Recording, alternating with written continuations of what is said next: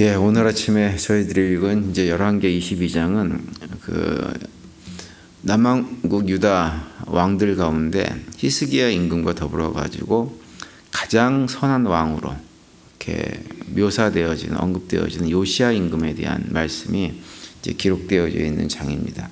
그래서 2절에 보시면 이렇게 요시야 임금을 평가하고 있죠. 요시야가 여호와의 보시기에 정직히 행하여 그의 조상 다윗의 모든 길로 행하고 좌우로 치우치지 아니하였더라, 이렇게 평가를 합니다. 다윗이 행한 모든 길로 행했다고 하는 거예요. 그러니까 다윗과 똑같은 모습을 가졌던 사람이 이 요시야 임금이라고 하는 거죠.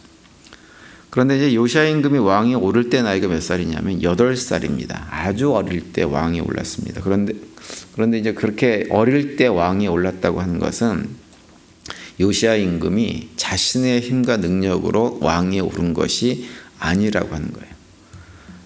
요시야의 아버지가 아몬이라고 하는 사람인데요. 이 아몬은 왕이 올라가지고 2년 만에 그 암살이 되어서 결국은 죽게 되어집니다. 그 말은 뭐냐면 당시 이제 그 아수르를 중심으로 해서 남왕국 유다의 친아수르파, 반아수르파 이렇게 세력이 나뉘어 가지고 갈등을 하고 있었는데 아몬 같은 경우는 이제 친아수르파에 해당되는 사람이었어요. 그런 정책을 폈죠. 므낫세하고 똑같이. 그런데 이제 그 정치적인 갈등 관계 속에서 반아수르파가 득세를 한 겁니다. 그래서 반정이 일어나 가지고는 아버지를 죽이고 아들을 왕으로 세운 거죠. 그래서 요시야 임금이 8살에 왕이 되었습니다. 그러다 보니까 요시야 임금 입장에서는 당시 상황이 정치적으로 굉장히 불안한 그런 시기에 왕이 된 거예요. 그러니 무엇보다도 우리가 어제도 살펴봤지만 므낫세 임금이 55년 동안 아주 긴 시간 동안 장기 집권을 하면서 남왕국 유다를 완전히 망가뜨렸죠. 모든 걸 다 망가뜨렸습니다. 그래서 어디서부터 손을 봐야 할지 모를 정도로 나라가 완전히 망가진 상태였어요.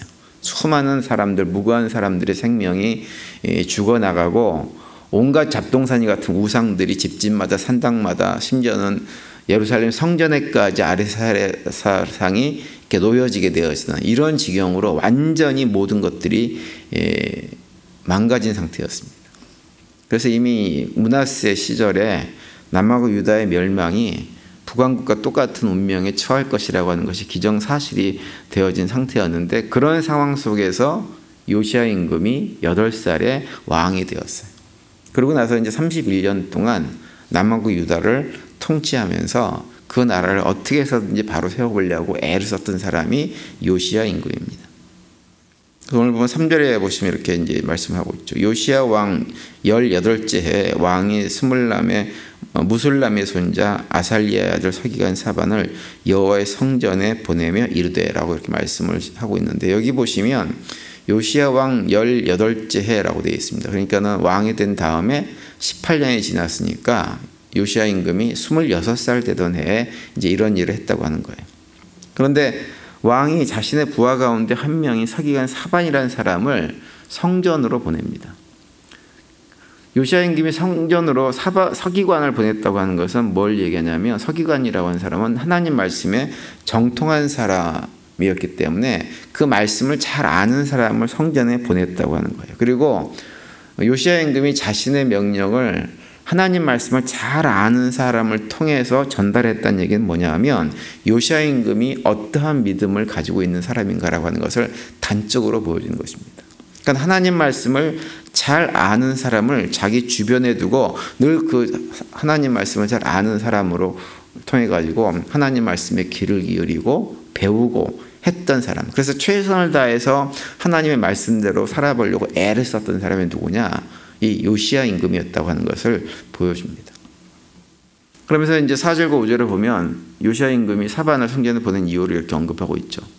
너는 대제사장 hil기야에게 올라가서 백성이 여호와의 성전에 드릴 은 곧 문지킨 자가 수납한 은을 계산하여 여호와의 성전을 맡은 감독자의 손에 넘겨 그들이 여호와의 성전에 있는 작업자에게 주어 성전에 부서진 것을 수리하게 하되라고 말씀합니다.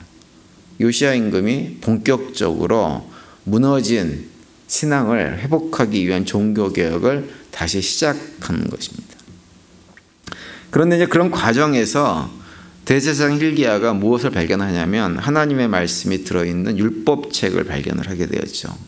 어디서 발견했냐면 돈궤에서, 그러니까 은전을 집어넣는 돈궤에서 그것을 발견하게 되어집니다. 그래서 이제 hilki야를 통해 가지고 사반에게 전달되어지고 사반이 그걸 가지고 요시야 임금에게 와서 그 내용이 읽혀지게 되어지는데, 읽어봤더니 그 내용이 무엇이냐면 신명기 28장에 있는 내용들입니다. 신명기 28장에 뭐가 들어요? 어떤 내용이 기록되어 있나요? 거기에는 뭐가 들어있냐면 이스라엘 백성들이 시내산에서 하나님과 언약을 맺을 때 그 언약을 어떻게 지켰느냐에 따라서 받게 될 복과 저주가 아주 자세하게 기록되어 있는 장이 신명기 28장입니다. 그래서 그것을 발견한 것을 요시야 임금이 보고 그 율법책을 말을 듣자마자 어떻게 하냐면 비통함을 느끼고 자신의 옷을 찢고 하나님 앞에 회개의 눈물을 흘렸다는 내용을 본문의 내용이에요. 11절에 그 내용이 나오죠. 왕이 율법책의 말을 듣자 곧 그의 옷을 찢으니라, 이렇게 기록하고 있어요. 옷을 찢었다고 하는 것은 비통해서 회개하는 마음으로 거기 무릎을 꿇었다고 하는 말입니다.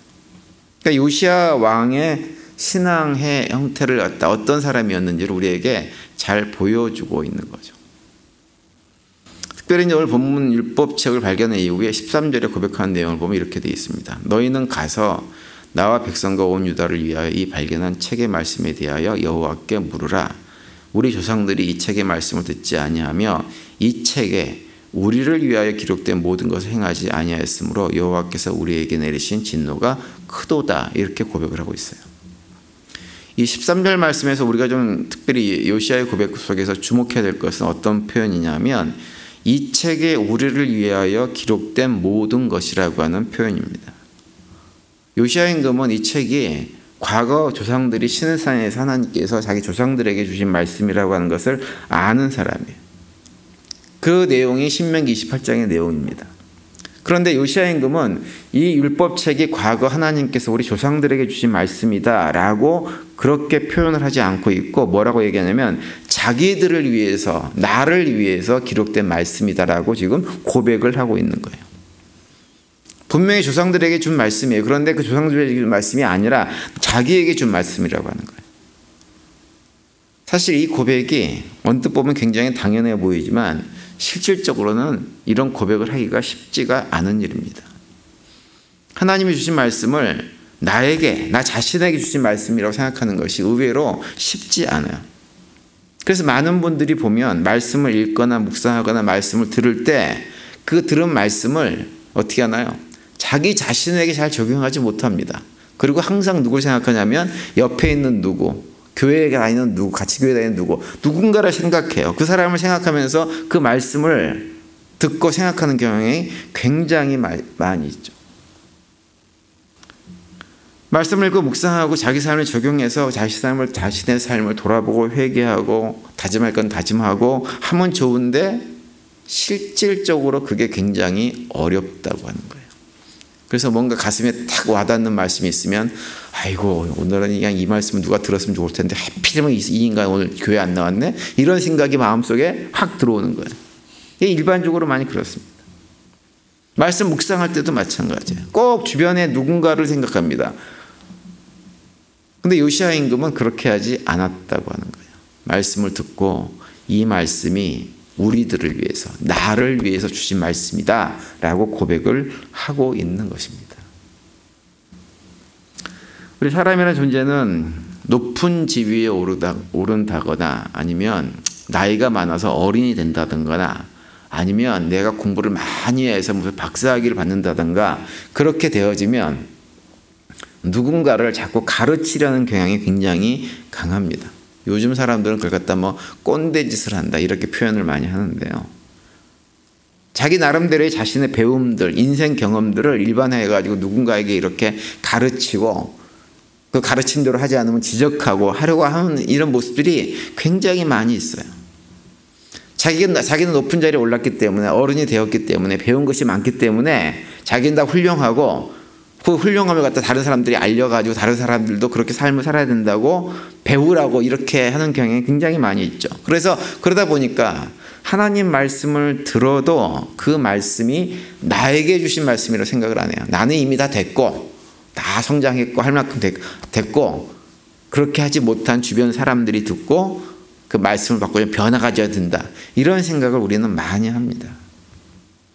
특별히 교육공동체 안에서도 어떤 직분자가 되어지면 이상하게 직분을 맡기 전에는 그렇게 순종적이고 헌신적이었던 분들도 이상하게 직분자가 되어지면 직분자가 되는 순간에 자기 주장과 말을 고집하고 하는 경향이 굉장히 많아집니다. 다른 사람의 말을 듣지 않으려고요. 하나님 말씀도 잘 안 들으려고 하는 경향들이 굉장히 많이 있습니다. 마치 예수님의 제자들이 예수님과 함께 동행을 하면서 어떻게 하면 내가 가장 높은 자리에 오를까라고 고민하고 제자들이 서로 싸웠던 것처럼 우리도 그런 모습을 보일 때가 많이 있어요. 그런데 오늘 본문에 나오는 요시야 임금은 8살의 어린 나이에 왕위에 올라가지고 31년간 남왕국 유다를 통치하면서 그런 자세로 통치하지 않았다고 하는 거예요.